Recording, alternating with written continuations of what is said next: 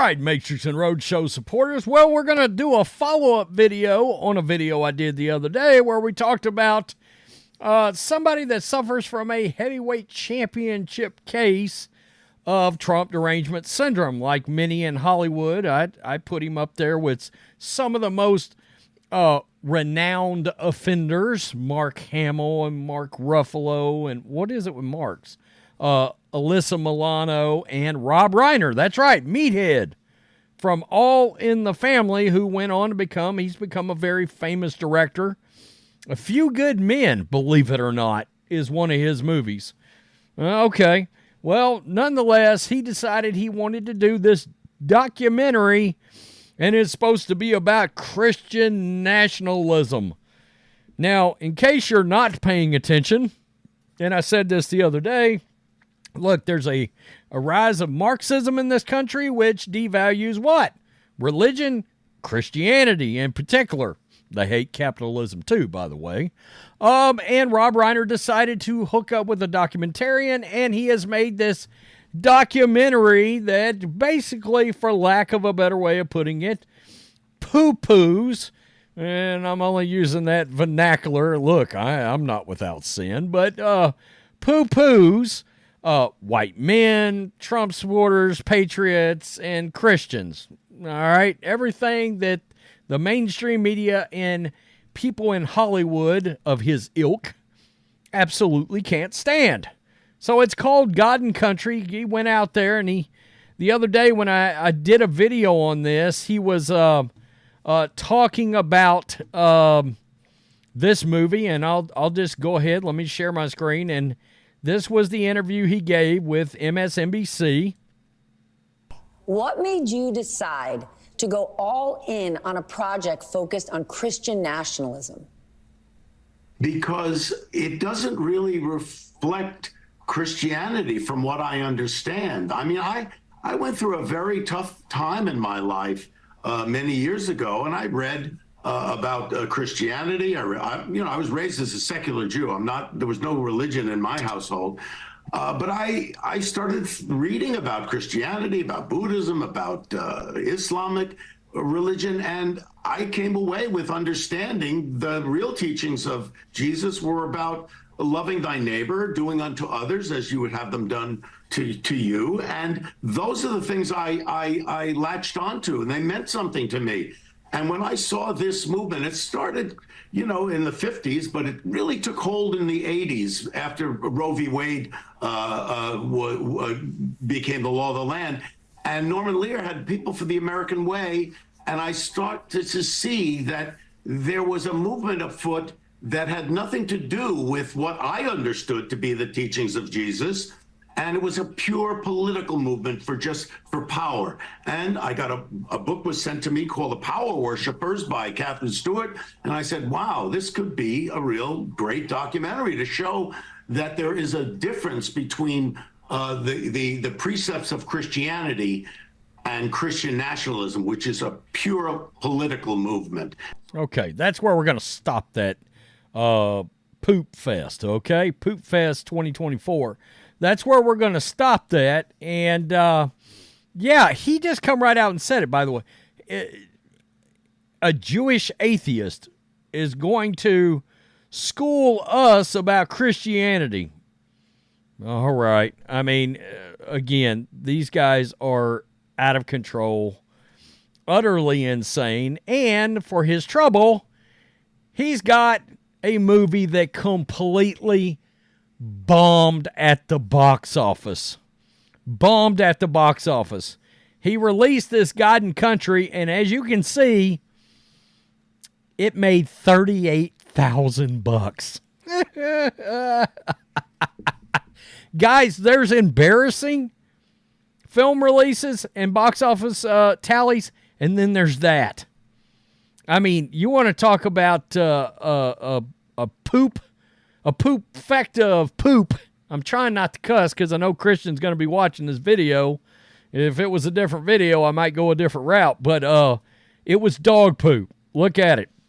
Like all Rob Reiner movies, Rob Reiner's documentary, God and Country, The Rise of Christian Nationalism, didn't just tank at the box office. It was humiliated. Awesome. In 85 theaters, Reiner's bigoted attack on Christians who dared vote for Donald Trump earned just $38,415 over 4 days. As one website put it, that's averaging $451 a theater. Over 4 days. It's incredibly low. If you assume it only had one showing each day, and likely it had several, it brought in around $112 a day, or 10 people a day, spread across however many showings. Nobody went to see this guy's documentary, God and Country. Nobody went and seen it. My goodness. What you're telling me is people don't want to see this guy's face on the big screen. Absolutely not. It certainly wasn't negative reviews or lack of publicity. Yeah, because the mainstream media tried to do their best on this. That humiliated God and Country at the box office. Producer Rob Reiner and someone named Dan Parkland directed has been all over cable news pimping his latest flop. Naturally, far-left critics gushed. God and Country has a 91% fresh rating on Rotten Tomatoes. That's going to be amongst your left-wing critics, which try their best to prop up everything. So this is what the New York Times said. God and Country describes the growing threat to democracy posed by voters who subscribe to the belief that the United States is above all a Christian nation and that this should influence policies on abortion, public education, immigration, and so on. The film's insight about the role of religion and politics feel especially well informed because many of the commentators draw on their own personal and professional experiences with the Christian church. They're believers too, and they're worried. The rise of Donald J. Trump as a presidential candidate and his subsequent term in office galvanized anti-democratic attitudes in the country. In the film, the former president is likened to a fire and brimstone televangelist.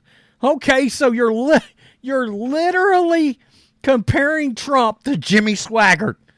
Is that what we're doing? To Jim Baker?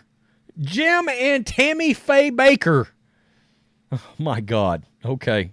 A pocket history lesson charts how televangelists grew in power in the 1970s and 80s, opportunistically using wedge issues such as abortion for conservative political goals.